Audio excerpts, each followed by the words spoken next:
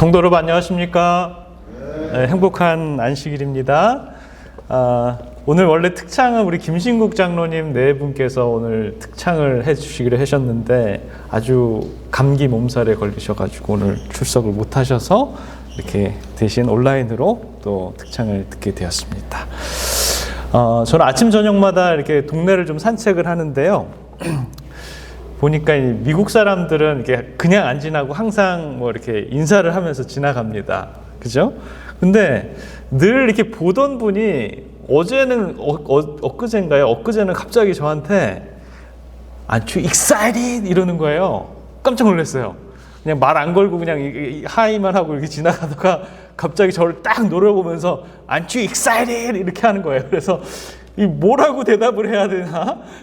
그 Aren't you excited가 무슨 뜻이냐면 너 혹시 뭐 흥분하거나 뭐 기대하는 거 뭐 기대하지 뭐 이런 식으로 이제 그런 뜻인데 내가 갑자기 뭘 흥분하고 기대를 해야 되나 이러고 있는데 이 사람이 딱 지나가면서 이러는 거예요. 이제 봄이 오는 것 같아 이러는 거예요. 봄이 오는 것에 대해서 기대가 많냐 뭐 이런 식으로 얘기를 하는 것 같습니다. 지지난 주에는 막 이렇게 한파가 닥쳐가지고 막 눈이 엄청나게 와서 온 동네가 그냥 그 문을 닫고 발을 동동 굴렀는데 엊그제는 날씨를 보니까 약 70도가 넘더라고요. 아주 화창한 날씨가 있었습니다. 화재 그리고 비행기 사고 또 이렇게 새 정부가 출범하면서 굉장히 좀 전 세계가 좀 굉장히 좀 불안하고 혼란 속에 있고 좀 정착되지 않은 그런 느낌인데 그렇지만 날씨의 변화는 때가 되면 변화하는 것 같습니다. 어제는 비가 왔는데요. 종종 그 봄비를 생각하면서 이 비가 이제 봄을 알리는 그런 비 같다라는 생각이 듭니다. 이 비가 얼어붙었던 모든 것들을 이렇게 부드럽게 하고 말라있던 나무에 생명을 불어 넣는 것입니다. 어느새 이제 들판에 새싹이 돋고 또 꽃이 피어나기 시작하겠죠? 그러면 우리들의 마음속에도 완연한 봄이 찾아올 것 같습니다. 오늘 우리가 함께 나눌 이 포도원의 품꾼의 비유, 오직 은혜로 구원을 받음이라는 이 주제로 우리 하나님의 은혜에 대해서 우리가 좀 살펴볼 건데요. 어떤 이는 이른 아침부터 나와서 일을 했고 어떤 이는 늦게 와서 일했지만 모두 동일한 그런 품삯을 받았다라는 그런 것이죠. 봄비가 모든 땅에 이렇게 고르게 적시듯이 하나님의 은혜로 이 모든 이에게 동일한 구원이 주어지게 되는 것입니다. 우리는 때때로 나는 너무 늦게 하나님을 만난 거 아닌가? 또 혹은 나는 너무너무 충실히 일했는데 왜 더 많은 보상이 주어지지 않는 거야? 라고 생각을 할 수 있습니다. 하지만 오늘 말씀을 통해서 하나님의 은혜가 우리의 계산과 다름을 깨닫고 비교가 아닌 감사의 삶을 배우는 저와 여러분들이 되었으면 좋겠습니다. 이 포도원의 이 비유를 살펴보기 전에 왜 예수님께서는 이 비유에 대해서 말씀하셨는지 그 배경에 대해서 좀 살펴보면 좋을 것 같아요. 이 마태복음 19장 그리고 20장에 보면 예수님께서 이 제자들과 함께 예루살렘으로 향하는 그런 여정길이 나옵니다. 그리고 마태복음 21장에는 드디어 예수님께서 이 예루살렘에 입성하시죠. 그리고 그 후에 보면 또 이 사람들과 충돌하는 그런 얘기가 나오고요. 또 마태복음 24장과 25장에는 감람산에서 설교하시고 그리고 그 이후에는 이제 십자가의 사건이 이루어지는 것을 우리가 보게 됩니다. 시간순으로 보면 예루살렘으로 가는 여정길에서 있었던 일 중에 부자 청년이 예수님을 찾아와서 우리가 지난 시간까지 다뤘던 그런 부분인데요. 무슨 선한 일을 하여야 우리가 영생을 받겠습니까? 라고 이렇게 질문을 하지요. 그때 예수님께서는 계명을 지켜라 라고 이렇게 얘기합니다. 근데 그 청년은 그 계명 제가 다 지켰습니다. 혹시 더 부족한 것이 뭐가 있겠습니까? 라고 이렇게 얘기하니까 예수님은 너가 온전해지려거든 어떻게 하라? 가진 재산을 다 팔아서 가난한 사람들에게 나눠주고 그 후에 나를 따르라 라고 이렇게 얘기를 했습니다. 근데 청년은 재물이 많음으로 근심하면서 떠났다라고 이렇게 얘기를 합니다. 그 후에 예수님의 제자 중에 이 베드로가 이렇게 얘기를 하는 얘기가 나오죠. 그러면 예수님, 우리는 모든 것을 버리고 주님을 쫓았습니다. 우리는 무엇을 얻겠습니까? 라고 이렇게 묻는 장면이 나옵니다. 우리에게 무슨 보상이 있겠습니까? 라고 하는 질문에 대해서 마태복음 19장 28절 29절에 이렇게 대답을 합니다. 예수께서 이르시되 내가 진실로 너희에게 이르노니 세상이 새롭게 되어 인자가 자기 영광의 보좌에 앉을 때 나를 따르는 너희도 12보좌에 앉아 이스라엘 12지파를 심판하리라. 또 내 이름을 위하여 집이나 형제나 자매나 부모나 자식이나 전토를 벌인 자마다 여러 배를 받고 또 영생을 상속하리라 라고 이렇게 얘기를 합니다. 또 마태복음 20장 21절에 보면 이 세베대의 아들의 어머니가 이제 야고보와 요한의 어머니가 등장을 해서 예수님을 찾아와서 자기의 이 두 아들에게 예수님의 오른쪽과 왼쪽에 앉을 수 있는 그 지위를 허락해 달라라는 그런 이 치맛바람을 확 불고 지나가지 않습니까? 예수님의 제자들 베드로, 야고보, 요한이 구하는 것. 베드로는 우리에게 어떤 보상이 있겠습니까? 야고보와 요한은 우리에게 어떤 지위를 허락하실 것입니까? 라는 그 질문에 대한 대답이 바로 마태복음 20장에 등장하는 예수님의 포도원의 비유와 그리고 소경 바디무의 비유가 아닌가라는 생각이 듭니다. 이 포도원의 비유에서 나타나는 것은요, 포도원의 주인이 그 은혜를 베푸는 것에 대한 감사, 그리고 또 자비를 구하는 일, 이런 것이 바로 예수님의 대답이었습니다. 성경에 기록된 말씀 그대로 보면 품꾼을 얻어 포도원에 들어보내려고 이른 아침에 나간 집주인과 같다라고 이렇게 기록을 합니다. 품꾼은 하루 벌어서 사는 사람들을 이 품꾼, 일용직 노동자라고 이렇게 얘기를 합니다. 아주 기회를 잘 만나면 이 며칠 동안, 몇 주 동안, 혹은 뭐 몇 달 동안 안정된 그런 일들을 계속하기도 하지만 대부분의 경우에는 누가 나를 써주는 사람이 없을까라고 하면서 하루하루 일당을 받는 경우가 많이 있습니다.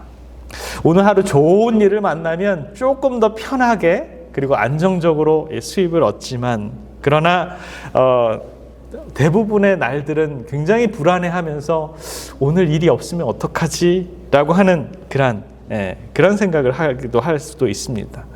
불러줄 사람이 없는 사람은 하루 종일 일을 기다리다가 어쩌면 빈손으로 터벅터벅 집으로 돌아가는 것이 일수입니다. 저도 이 노가다라는 것을 한번 해봤어요. 저 어렸을 때는 좀 경험을 많이 해봐야 되겠다 싶어가지고 일부러 막 노가다판을 찾아다니면서 이렇게 좀 일을 한 경험도 있습니다. 혹시 저 아는 지인이 또 잘 소개를 해줘가지고 뭐 그렇게 긴 기간은 아니지만 며칠 동안 노가다 하는 사람들도 만나보고 그들이 하는 일이 얼마나 힘든지도 직접 경험을 했습니다. 그들의 삶을 보면 참 애처롭다라는 것들을 많이 느끼게 됩니다. 제가 어렸을 때만 해도 추운 겨울에 이 일터를 찾기 위해서 이른 아침에 이렇게 큰 그 모닥불을 지펴서 그 주위에 사람들이 모여 있는 것들을 많이 보게 되는데요. 여기 이제 미국에서는 이 홈디포 주위에 그런 일용직 근무자들이 많이 있습니다. 요즘에는 좀 찾기가 어렵고 요즘에 이 이민 정책 때문에 아마 더 그런 것 같습니다. 영등포 로타리나 이 남대문, 동대문, 금방, 을지로 그런 이 건축 자재상 파는 곳 옆에 보면 이 일용직 근로자들이 많이 있었습니다. 그들 중에 그 일용직 근로자들 중에서도 자기 전공 분야가 있어요. 그래서 이 전기, 뭐 토목, 그다음에 이 철근, 그 목수 이런 사람들이 이제 주인이 와서 부르면 전기기술자 나오세요. 그러면 저 할 수 있습니다. 그러면 딱 이렇게 하여돼가지고 가는 겁니다. 목수 나오세요. 목수. 그러면 목수 딱 이렇게 가고. 그러다가 이제 별로 할 줄 아는 이제 재능이 없거나 자기의 분야를 안 부르는 사람들은 발을 동동 구르면서 그 추위에 나를 써갈 수 있는 이 주인을 찾기를 항상 기다립니다. 만약에 이제 전기기술자 나오세요 그래가지고 이제 딱 나오게 되면 이제 그 주인이랑 이제 보수를 협상을 합니다. 13만 원에 합시다. 15만 원 주셔야죠. 그러면서 이제 보수가 딜이 되면 그 사람의 마음은 오늘 하루가 이제 천국입니다. 내가 이 일을 하면 일이 끝나면 이 보수를 받고 집에 돌아갈 수 있다는 거 얼마나 기쁘겠습니까? 그러나 주인이 부를 때 갈 사람이 없거나 또 할 일이 없는 사람들은 계속 시간만 지나가게 된다라는 것입니다. 아무도 불러주는 이도 없고 응답하는 이도 없다면 그의 길은 정말 그 하루의 기다림의 시간이 정말 불행의 시간이 되고 마는 것입니다. 한 사람, 두 사람이 떠나가고 해는 중천에 떠가고 이제 이 2시, 3시가 지나가는데 아무것도 돈을 받지 못하고 돌아가는 이 사람의 마음은 얼마나 허탈하겠습니까? 그런데 오늘 등장하는 이 포도원의 주인은 이른 아침 새벽에 사람을 데리러 왔고요. 9시, 12시, 3시 그리고 마지막 6시 전에 5시에도 사람을 부르러 찾아 나섭니다. 지금 마지막까지 부름을 받지 못했던 그런 사람이 등장합니다. 무슨 굉장한 벼슬이나 혹은 무슨 사법고시 같은 것을 이렇게 준비하는 그런 사람들 중에 낙오가 되었다면 모르겠는데 그저 하루 몸을 팔아서 일에 풀칠을 하기 위해서 하루 품팔이를 하는 그 일에도 부름을 받지 못하고 아무도 거들떠주지도 않는 그런 사람들을 보면 그렇게 자기가 낙오되었다고 생각이 되면 그 사람 마음이 얼마나 비참하겠습니까? 뱃속에서는 이 꼬로록 꼬로록 하는 그런 소리가 날 겁니다. 그러나 이 자기 배고픈 거는 둘째 아무것도 아닙니다. 이대로 돌아가면 누가 굶어요? 온 가족이 굶게 되는 것입니다. 그 가장은 잘 알고 있어요. 지금 잔뜩 배고픈 아이들이 집에서 자꾸만 칭얼대는데 엄마는 뭐라 그래요? 그 애들을 달리면서 조금만 기다려봐. 오늘 저녁에는 아빠가 올 때 고구마를 사올지도 몰라. 오늘 아빠가 올 때는 양손에 가득히 한쪽 손에는 붕어빵, 한쪽 손에는 귤을 들고 올지도 몰라. 그러면서 이 아이들을 달래는 것이죠. 올망졸망 이 어린 것들이 그저 아빠 오기만을 기다리는 그 순간이 이 가장에게는 가장 가슴이 많이 아픈 것입니다. 그러나 해가 뉘엿뉘엿 떨어지는데 그 시간까지 그냥 빈둥거리고 일거리가 없는 것입니다. 자기 배고픈 것은 아무것도 아니요. 아마 그 아이들을 생각하면 아이고 어떡하나 눈안이 캄캄해지는 것입니다. 그런데 이게 웬일입니까? 저기 멀리서 아주 화려한 옷을 입고 어떤 포도원 주인이 자기한테 다가오는 것입니다. 시간을 보니까 오후 5시가 다 됐어요. 주인 하더니 이렇게 얘기합니다. 어이 당신 할 일 있어? 할 일 없으면 나 따라오셔. 참 나랑 같이 일하러 갑시다. 그러면서 자기를 불러주는 거예요. 오후 저녁 5시인데 그 일을 시켜주는 그러한 주인이 어디 있겠습니까? 아마 이 품꾼은 자기 길을 의심했을 수도 있습니다. 저희 주인이 지금 장난치러 그러나? 라고 하면서 다시 한번 자기 얼굴을 꼬집어 보기도 하고 정말 내가 일하러 가는 거 맞아? 그러면서 다시 한번 그 사람을 쫓아가면서 이게 꿈이야 생시야? 그러면서 그것들을 느끼겠지요. 이것이 사실인 줄 알 때는 참 기적같이 느껴졌습니다. 야, 5시에도 사람을 구하러 오는구나. 내가 무슨 일을 해서 돈을 벌게 된 것이 기쁘기도 하지만 저 주인은 나를 사람 취급해 주는 거에 대해서 너무나 기쁜 것입니다. 아직까지도 아무도 자기를 데려가지 않았는데 자기를 사람처럼 대우해서 자기를 써주는 사람이 있다라는 것이 얼마나 감사한 일입니까? 랍비 예수에 보면 그 부분에 대해서 이렇게 설명합니다. 자, 그가 일한 시간은 너무도 짧았기 때문에 품삯을 받을 자격이 없다고 생각했다. 그러나 그는 하나님께서 자기를 받아주셨기 때문에 그 마음의 기쁨이 충만했다. 그는 그리스도와 동역자가 된 특권을 감사히 생각하고 겸손한 마음으로 하나님을 의지하면서 열심히 일했다. 이러한 정신이야말로 하나님께서는 높이기를 기뻐하는 정신이다. 자, 1시간 일한 사람의 마음이 바로 이랬다라는 것입니다. 1시간은 금방 지나갔겠죠. 그리고 이제 품삯을 계산하는 시간이 되었는데 주인이 부랴부랴 맨 마지막에 온 자기를 먼저 부르는 것입니다. 그러면서 손에 딱 거머쥐는 돈이 있었는데 그게 얼마예요? 한 데나리온을 주는 것입니다. 하루 품삯 전부를 주는 것입니다. 아이고, 이게 한 데나리온인데 이걸 제가 어떻게 받겠습니까? 저는 1시간밖에 일을 안 했는데요. 저 이거 받을 수 없습니다. 제가 가지고 있는 돈은 잔돈도 없어요. 이렇게 많은 돈 제가 받을 수 없습니다. 라고 이렇게 얘기했을 때 주인은 딱 미소를 지으면서 그 품꾼의 귀에다 대면서 이렇게 얘기합니다. 자네가 1시간밖에 일 안 했다고 내가 8분의 1 데나리온을 주면 그것으로 자네 가족은 입에 풀칠이나 하겠나? 아무 소리 하지 말고 그냥 받아가게. 이것이 바로 이 비유의 그 특징이다라는. 여러분 무엇을 느끼십니까? 여러분이 포도원 주인의 그 따뜻한 마음이 느껴지십니까? 이처럼 없는 사람의 그 아픈 마음을 자상하게 헤아려 주는 그런 주인이 있다라는 것을 우리들에게 알려줍니다. 근데 이 주인이 누구예요?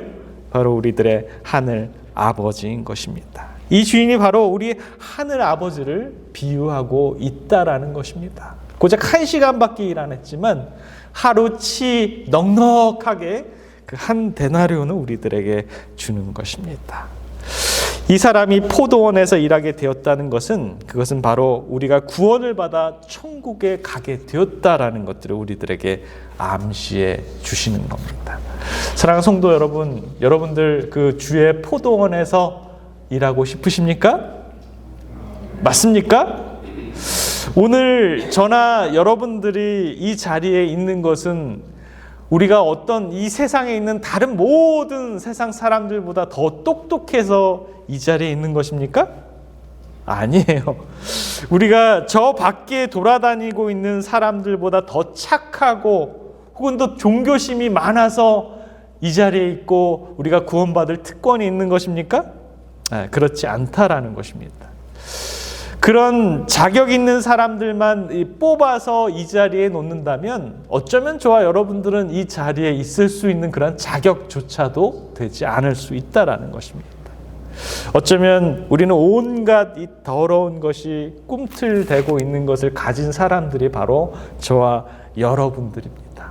그렇지만 마지막 1시간밖에 안 남은 그 시간에 사람을 고용해주는 그 아름다운 포도원 주인의 마음이 있었기 때문에 참 더럽고 흉악하고 볼품없는 저와 여러분들을 어여쁘다, 사랑스럽다 해주시는 분이 바로 우리 하나님이다라는 것입니다. 우리는 주로 일한 만큼을 이 임금을 받아가고 주인 입장에서도 일꾼이 일한 만큼 일을 해주기를 기대합니다. 여기에 등장하는 이 포도원 주인은 보통 사람과 같은 그러한 그 셈을 하지 않습니다. 저녁 5시에 늦게 온 오직 한 사람만 일한 사람에게 넉넉하게 하루의 임금을 주는 것입니다. 이때 정말 그 돈을 받는 사람들의 입장에서는 두 가지 큰 반응이 일어났습니다. 1시간밖에 일을 하지 않는 사람들은 그 돈을 받고 너무 기쁜 그런 반응이 있었고요. 그리고 새벽 일찍 온 사람들에게는 갑자기 눈이 탁 띄어지면서, 이야, 1시간이란 사람이 한 데나리오를 받았으면 우리는 도대체 얼마나 많은 돈을 오늘 받을 수 있을까라는 그런 기대를 가질 수 있었다라는 것입니다. 이런 말이 있죠. 기대가 많으면 실망도 크다.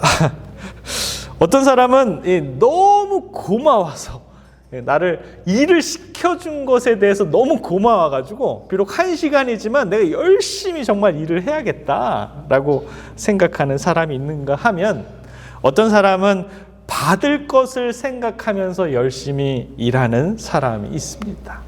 일한다라는 점에서 동일하지만 그 일하는 동기는 완전히 다르다라는 것입니다. 이와 같이 먼저 부름받은 사람과 나중에 부름받은 사람의 일하는 양식과 이 태도는 완전히 다르다라는 것을 우리는 알 수 있습니다.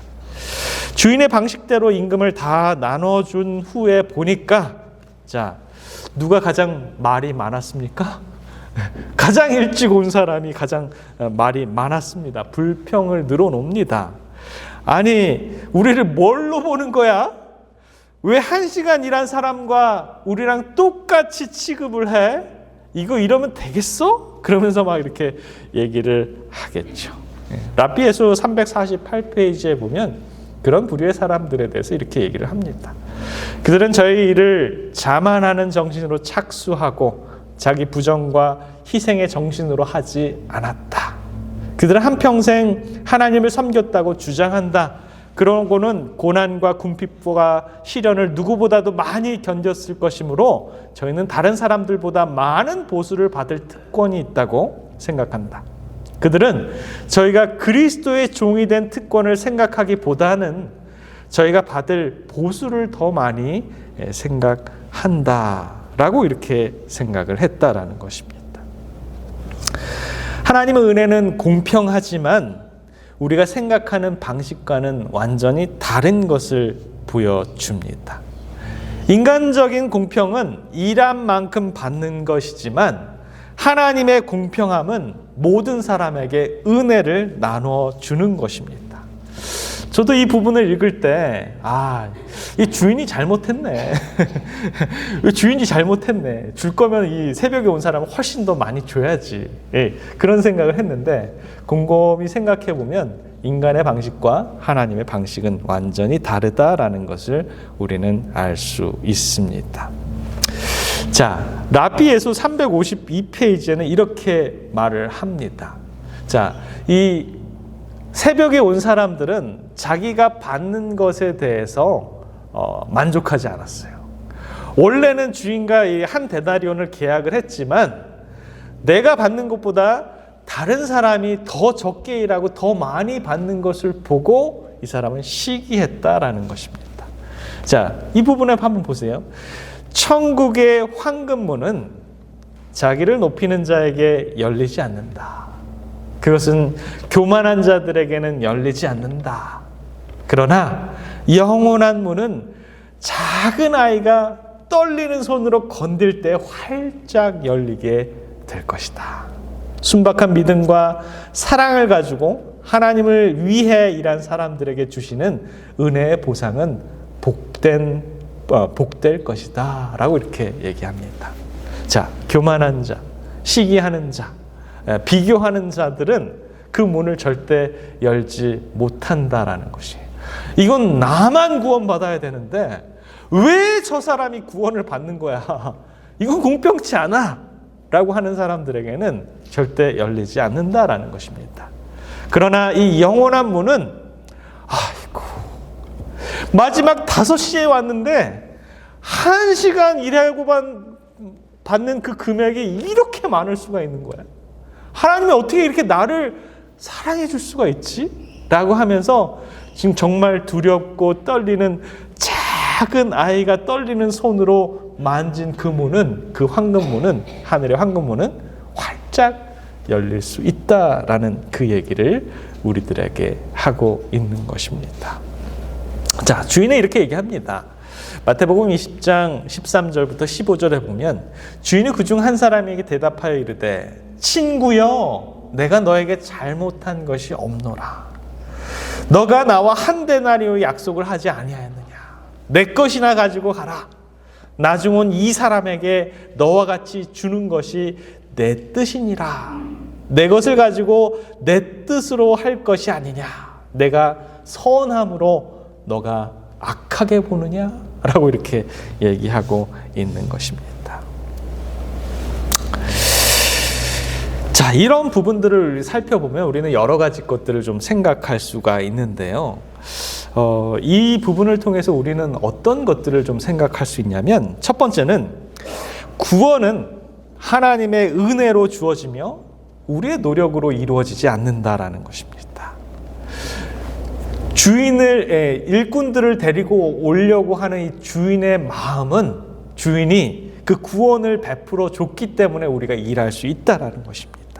포도원의 품꾼들이 일한 시간과 관계없이 이 동일한 품삯을 받았듯이 구원은 우리가 어떤 일을 행하고 어떤 상급을 누리고 하는 것이 아니라 오직 하나님의 은혜로 주어질 수 있다는 것을 우리는 기억해야 합니다.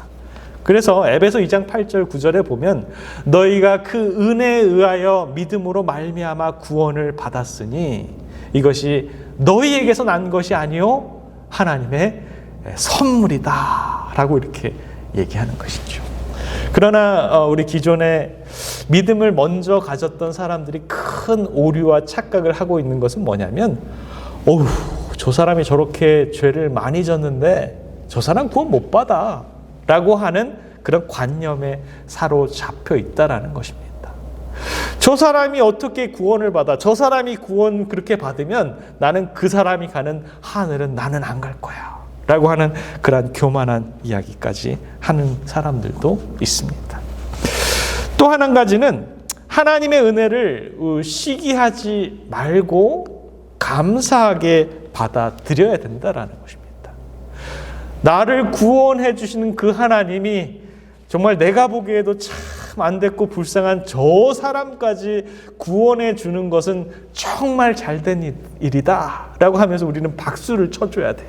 그러나 나는 구원받지만 저런 사람도 구원받아? 그러면서 시기를 하면 안 된다라는 것입니다. 먼저 온 품꾼들은 늦게 온 자들이 같은 품삯을 받는 것에 대해서 불공평함을 느꼈다라는 것입니다. 하지만 하나님의 나라는 시기와 비교가 아닌 은혜와 감사로 가는 곳이다라는 것입니다.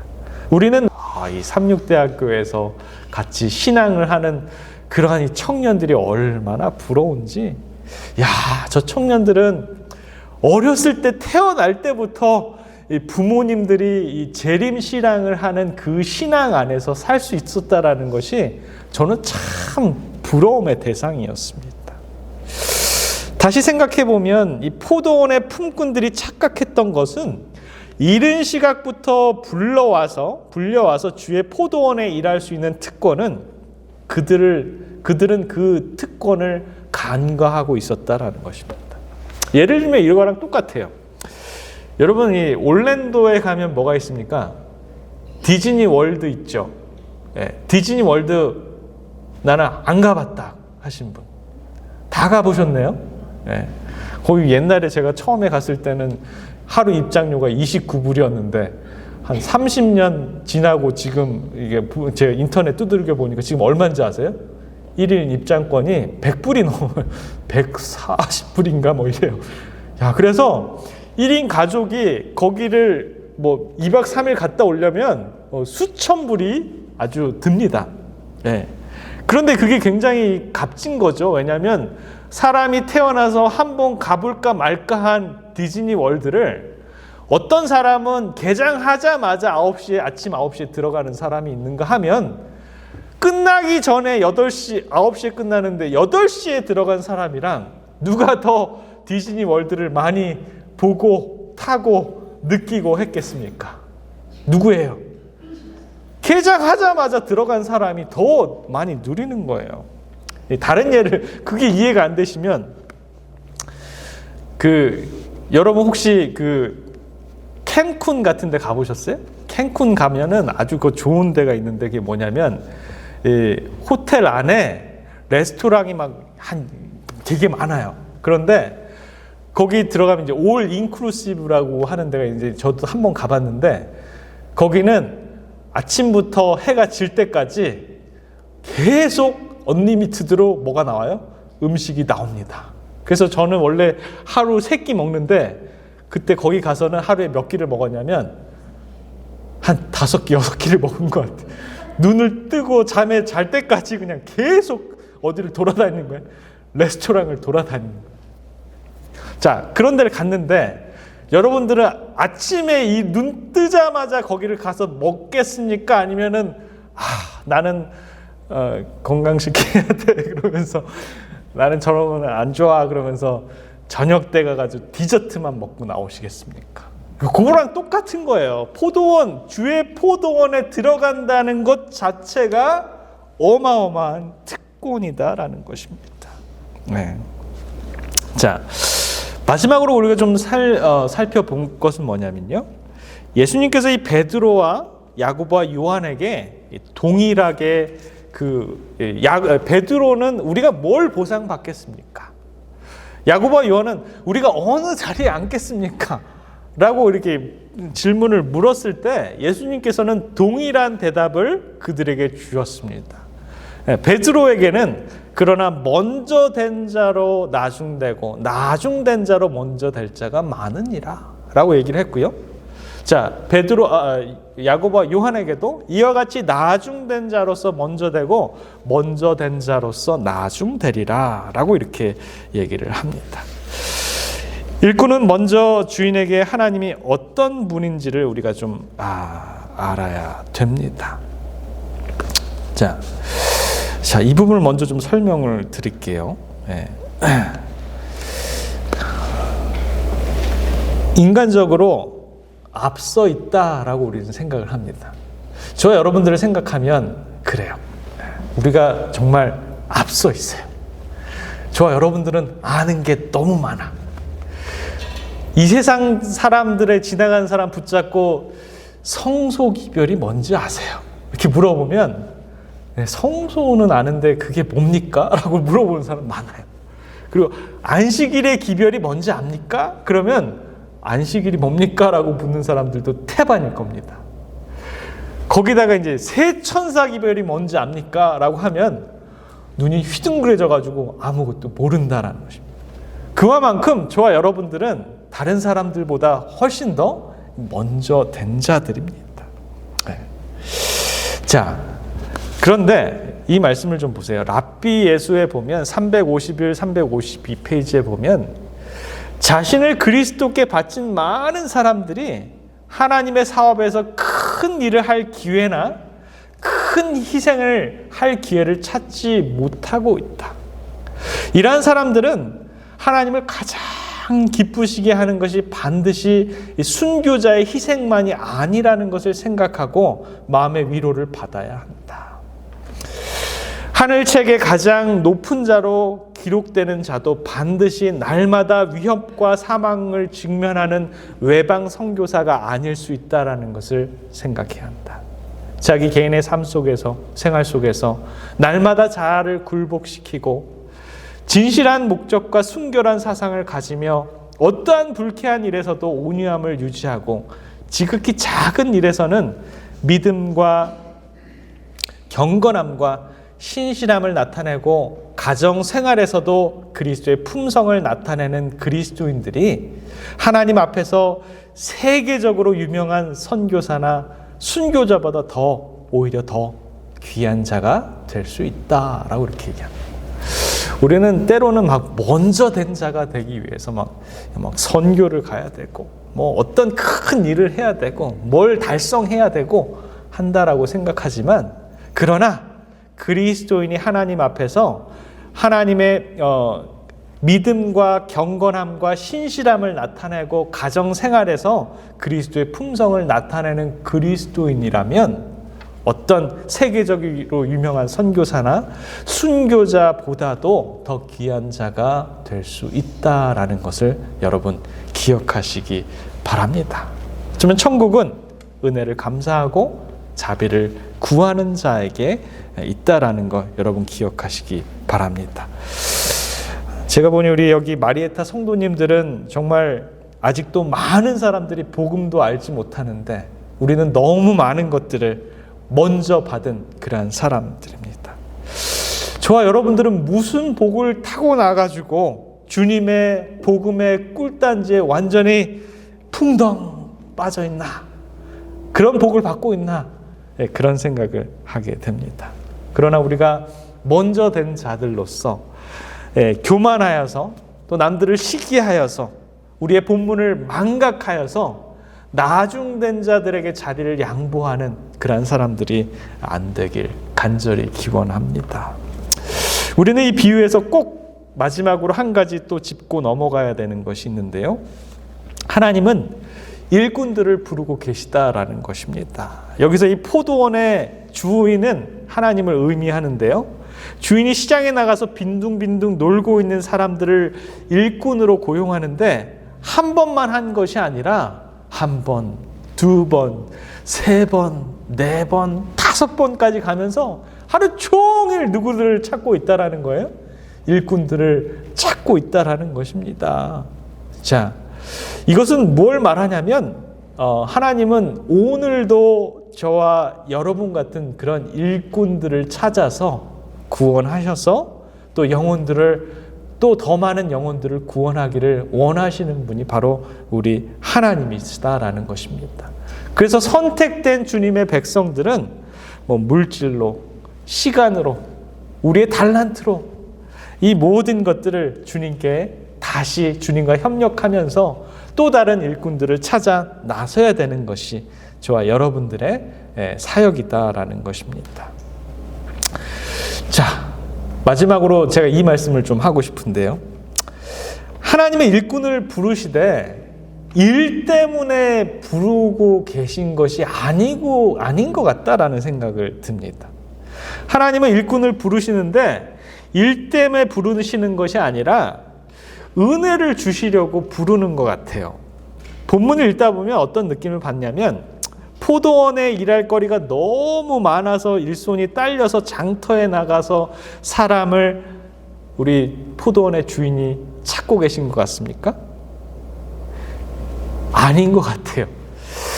일꾼이 필요해서가 아니고 놀고 있는 사람들이 불쌍해서 그 사람들을 찾고 있지 않나라는 생각을 갖게 됩니다. 그 사람들에게 하루 품삯을 주고 싶은 그 간절한 마음에서 일꾼을 부르고 있던 분이 바로 우리 하나님이다라는 것입니다. 하나님이 능력이 없어서 구걸하시는 분 아닙니다. 하나님이 일이 너무 많아서 이거 내가 하지 않으면 안 되기 때문에 날 부르는 것이 아니라 하나님께서 저와 여러분들을 부르셔서 그 하나님의 일을 같이 할 때 우리는 저와 여러분들은 하나님의 은혜를, 하나님의 자비를 느끼게 된다라는 것입니다. 저와 여러분들은 우리는 죄를 너무 많이 졌기 때문에 사망되어야 할 존재들이고 심판받아야 될 존재들입니다. 그럼에도 불구하고 우리들에게 일을 주시고 은혜를 주시고 기회를 주시는 분이 바로 우리 하나님이다라는 것 여러분들 참 감사하지 않으십니까? 우리가 하나님 앞에서 일을 할 기회를 얻었다라는 것은 정말 대단히 큰 은혜요.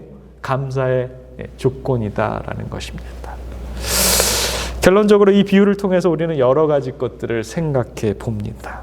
은혜를 베푸시는 그 하나님을 완전히 신뢰하고 믿고 감사하시는 저와 여러분들이 되었으면 좋겠습니다. 구원은 우리의 공로가 아니라 하나님의 은혜로 베풀어 줬다라는 그 사실도 우리는 명심해야 합니다. 하나님의 보상은 인간의 공평한 그런 공평성과는 다를 수 있지만 하나님의 은혜는 가장 선한 것임을 우리는 인식해야 됩니다. 그렇기 때문에 남이 하나님께 축복받은 그 사실에 대해서 우리가 시기하거나 교만하면 우리는 자격이 없는 그리스도인이 되는 것입니다. 그 사람이 받은 그 은혜와 그 감사를 나 또한 받아 누릴 수 있다는 것이 얼마나 감사합니까? 하나님의 은혜 안에서 순종과 감사의 삶을 살아길 바라면서 말씀을 마치겠습니다.